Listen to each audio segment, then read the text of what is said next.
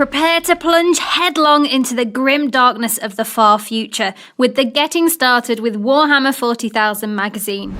The magazine contains 2 awesomely detailed miniatures, and we'll be taking you through how to paint them in this video.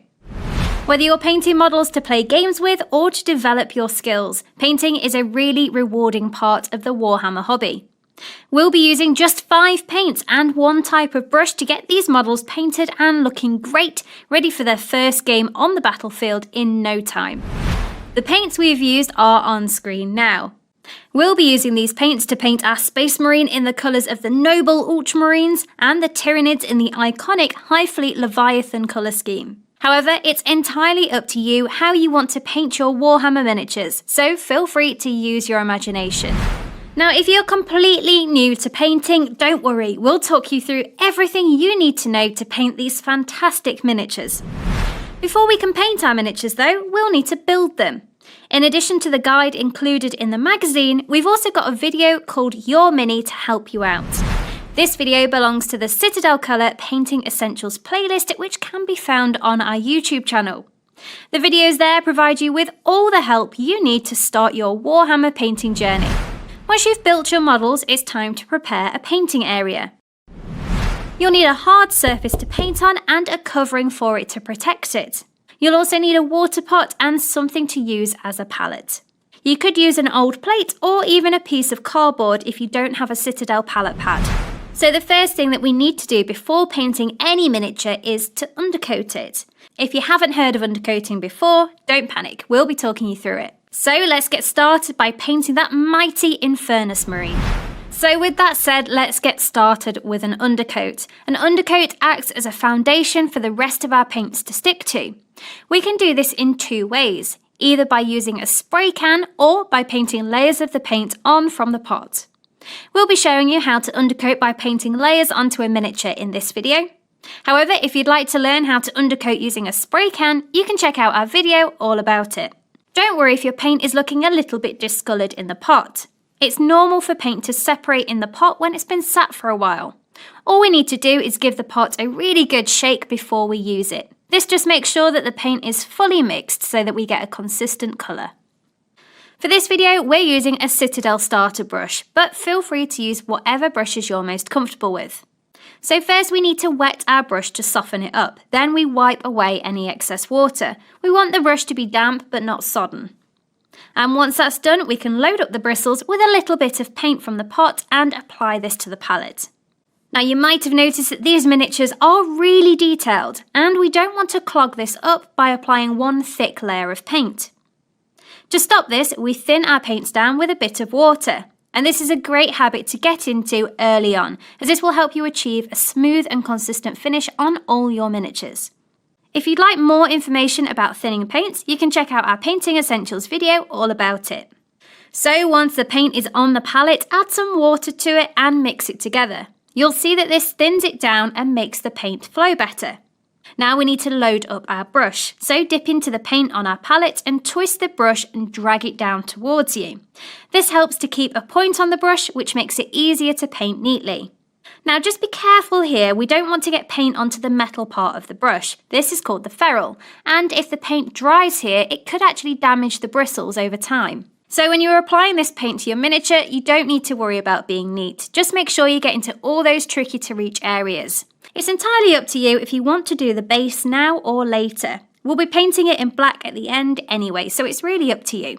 Don't worry if you notice that the paint isn't quite gripping onto the miniature properly on that first coat. Just keep going and get the paint onto as much of the miniature as possible. Once it's fully dry, we'll apply a second coat, and you'll see that this one covers much better. Once you're happy with the coverage of the second coat, again, leave it to dry and then we'll apply a third one. And this time you'll see that we'll be left with no bare plastic showing through. So we've got a nice, smooth blue undercoat. This is now ready to apply some extra colours to. So congratulations, you've just undercoated your first miniature. With that undercoat done, we can now paint the black details. If you're ever unsure of where to place certain colours, refer to the images in the magazine. Black areas on this miniature include the gun casing, the pouches and the undersuit too. To paint the black areas, we'll be using a Citadel base paint called Abaddon Black. You might notice that both the paints we've used so far are a type of Citadel paint called base paints. And if you'd like to learn more about them, we've got a video about them. They're specially designed for higher coverage on our miniatures. So just like we said before, it's always good practice to thin down your paints with some water on the palette. Doing this creates a much smoother consistency, which can be applied with several thin coats to a miniature. This might seem to take a little bit longer in the first instance, but stick with it as it will give you a much better end result. Be as neat as you can when you're doing this, but don't worry, mistakes can always be tidied up. If you happen to get any black onto the blue areas, just take some thinned down Macragge blue and use that to tidy back up. Now we'll be using Balthazar Gold. You'll see that this is a shiny paint which makes details on our miniatures look metallic. We'll be using this to paint the armour trim as well as some details on the weapons. We can also use this to paint the discarded canister on the base just to add some extra colour to that base. Again, take your time and be as neat as you can. Just work your way around the miniature picking out all of those details. And don't worry, we can always tidy up any mistakes. Even though this is a metallic paint, we treat it just like the others, making sure to give it a good shake and thinning it down before we apply it to a miniature. We'll need to do 2 to 3 thin coats to get a full coverage of this colour. And when you've finished using metallic paints, be sure to give that paint water a quick change. You might notice it's looking quite shiny. These shiny flakes can get into our non-metallic paints and make those shiny. We want to avoid this, so start off with some fresh paint water when you've finished with your metallics.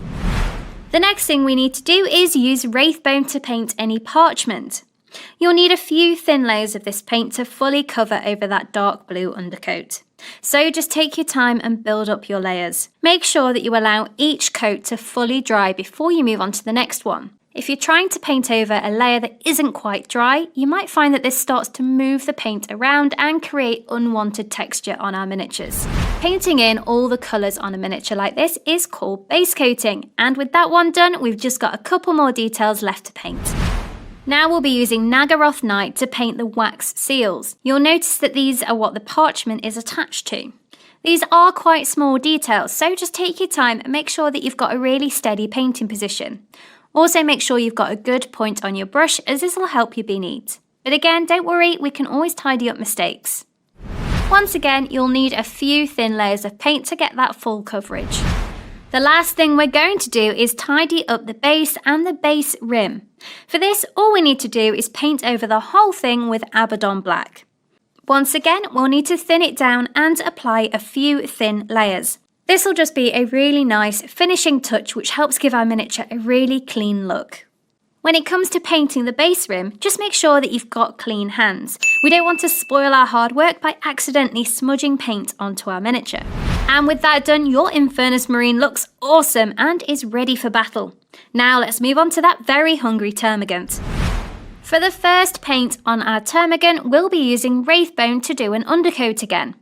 Just like we said before, we can either undercoat using a spray can or by painting on several layers of paint from the pot. Here we'll be using Wraithbone from the pot, thinning it down with some water and applying around 3 coats to our miniature. Don't forget to give your paints a really good shake before you use them. This will just make sure that we've got a really nicely mixed paint which will be consistent throughout. To do this undercoat, just follow the same steps that we used for the Infernus Marine, building up those thin layers. Again, you could choose to paint the base now or later. We'll be painting it in black later anyway, so again, it's up to you. Next, we'll be using Abaddon Black to pick out areas like the claws and the hooves as well as those sharp teeth.